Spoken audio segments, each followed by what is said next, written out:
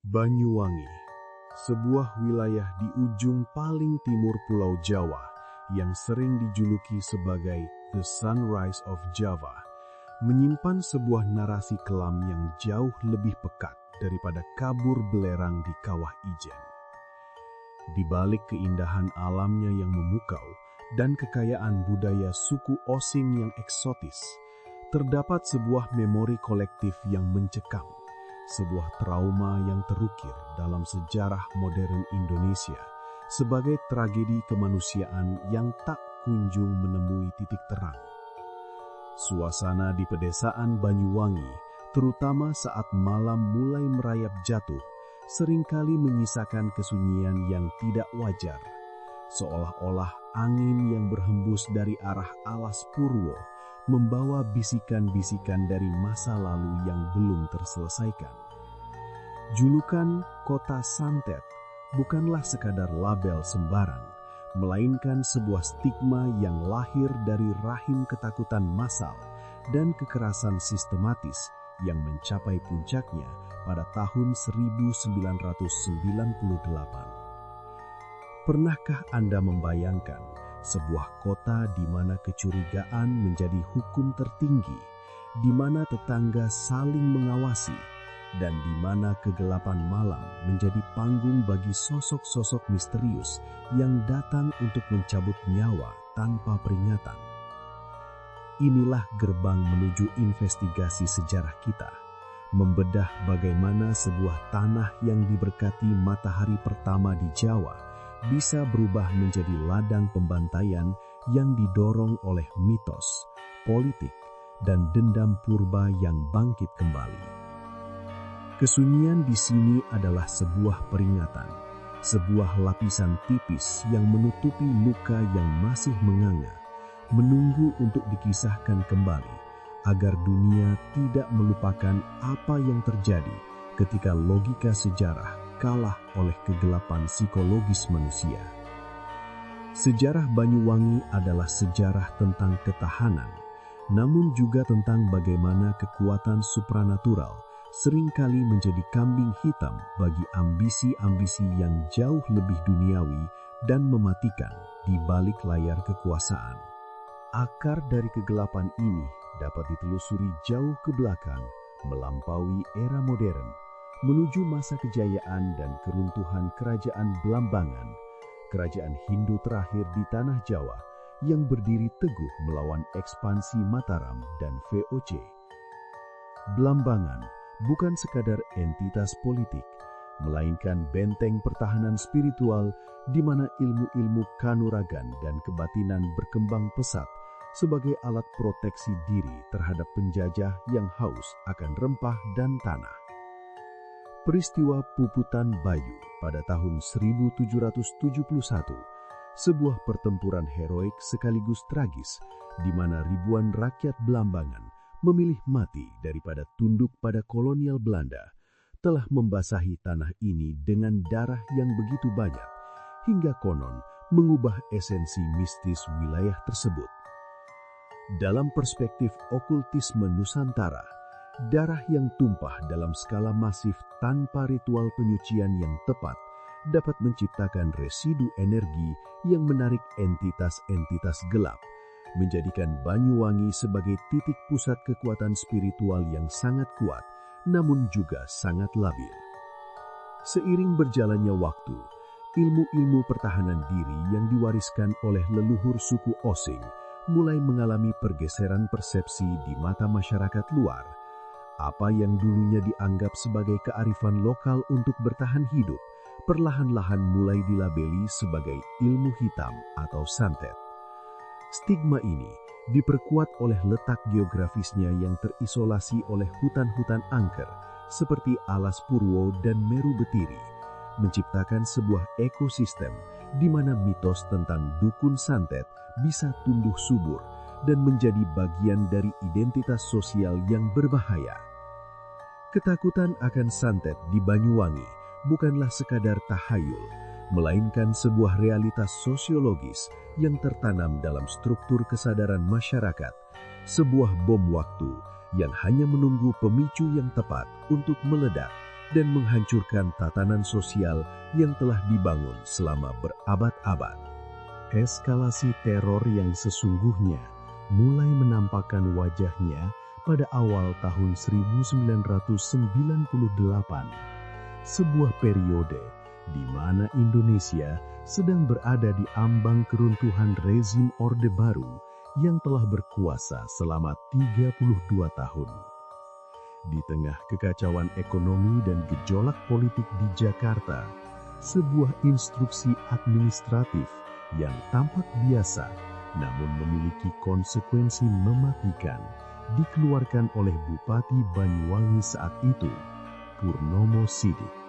Melalui sebuah radiogram tertanggal 6 Februari 1998, sang bupati memerintahkan seluruh jajaran aparat desa untuk mendata orang-orang yang dianggap sebagai dukun santet di wilayah mereka dengan alasan resmi untuk memberikan perlindungan dari potensi amukan massa. Namun, dalam sebuah plot sejarah yang sangat mencurigakan, daftar nama-nama tersebut bocor ke publik dan justru menjadi daftar target bagi kelompok-kelompok penyerang yang sangat terorganisir. Mitos tentang dukun santet yang awalnya hanya berupa bisik-bisik di warung kopi, tiba-tiba bertransformasi menjadi sebuah perburuan manusia yang sistematis, didorong oleh paranoia kolektif yang sengaja dipicu. Kejadian mistis mulai dilaporkan secara masif. Lampu jalan yang tiba-tiba mati saat sekelompok orang tak dikenal masuk ke desa.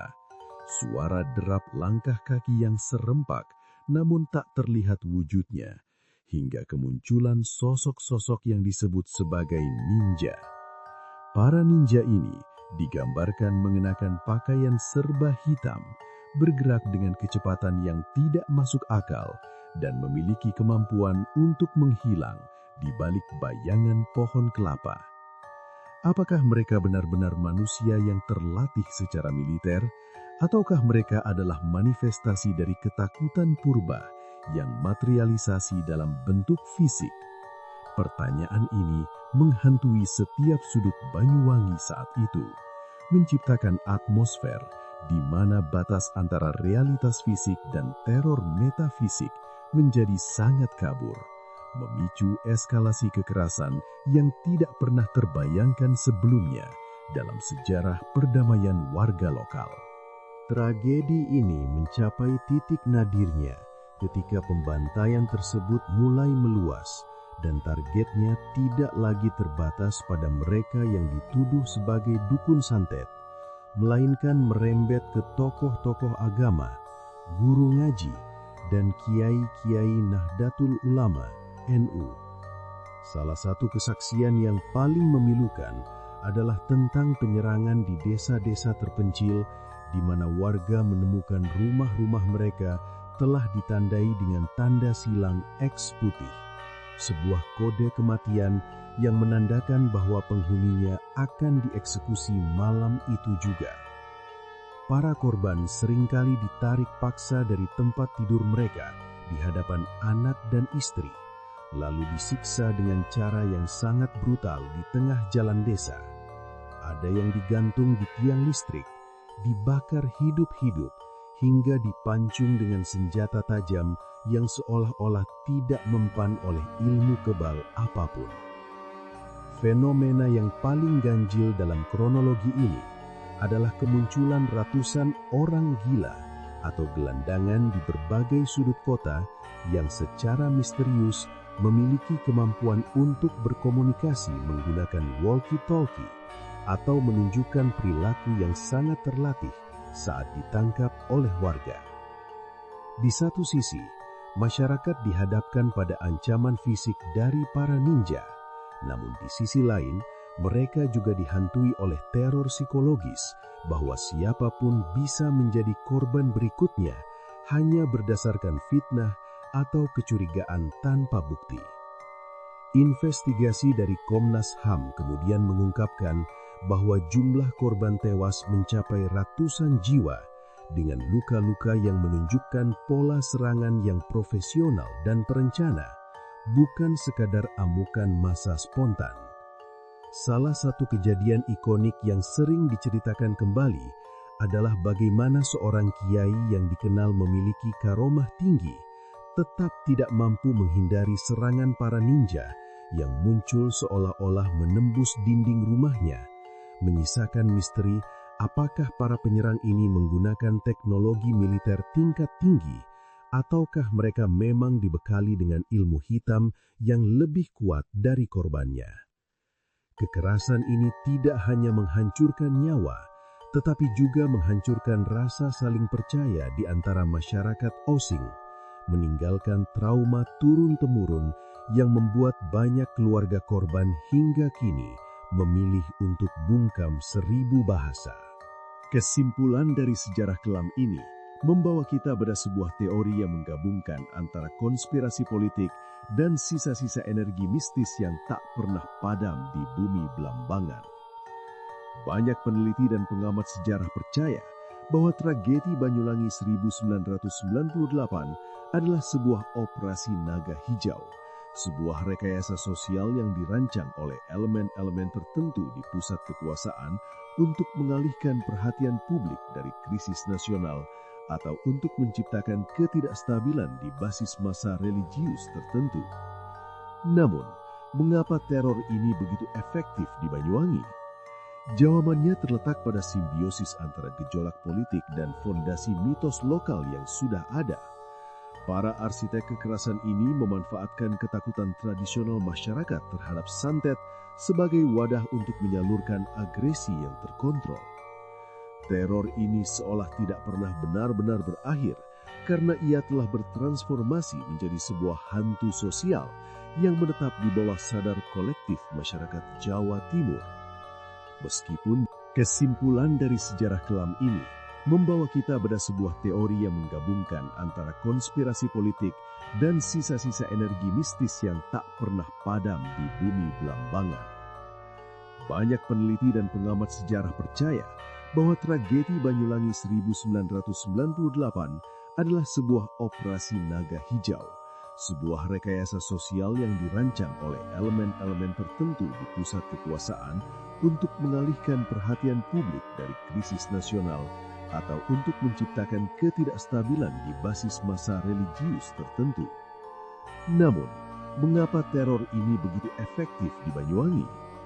Jawabannya terletak pada simbiosis antara gejolak politik dan fondasi mitos lokal yang sudah ada.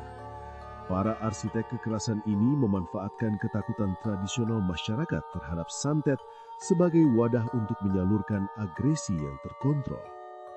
Teror ini seolah tidak pernah benar-benar berakhir karena ia telah bertransformasi menjadi sebuah hantu sosial yang menetap di bawah sadar kolektif masyarakat Jawa Timur. Meskipun Banyuwangi kini telah bersalin rupa menjadi destinasi wisata kelas dunia yang gemerlap, bayang-bayang tahun 1998 tetap mengintai di balik rimbunnya hutan alas Purwo dan di dalam heningnya malam-malam di kaki Gunung Raung. Mengapa tidak ada satupun dalang intelektual yang pernah diseret ke meja hijau hingga hari ini? Apakah karena mereka yang memegang kendali atas para ninja itu masih berada di antara kita? Ataukah karena tanah Belambangan sendiri memang menuntut tumbal darah secara periodik untuk menjaga keseimbangan antara dunia manusia dan dunia gaib yang mereka yakini? Tragedi ini tetap menjadi pengingat yang mengerikan bahwa di Nusantara, sejarah tidak pernah hanya tentang data dan angka, melainkan tentang bagaimana mitos dan kekuasaan bisa berpadu menjadi sebuah entitas yang sanggup melenyapkan kemanusiaan dalam sekejap mata. Selama kebenaran hukum tidak pernah ditegakkan, maka roh-roh mereka yang tewas dalam fitnah santet akan terus bergentayangan dalam sejarah kita, menuntut jawaban atas kegelapan yang sengaja diciptakan untuk menutupi wajah asli dari sang penguasa bayangan. Ikuti terus cerita lainnya hanya di Mistik Nusa.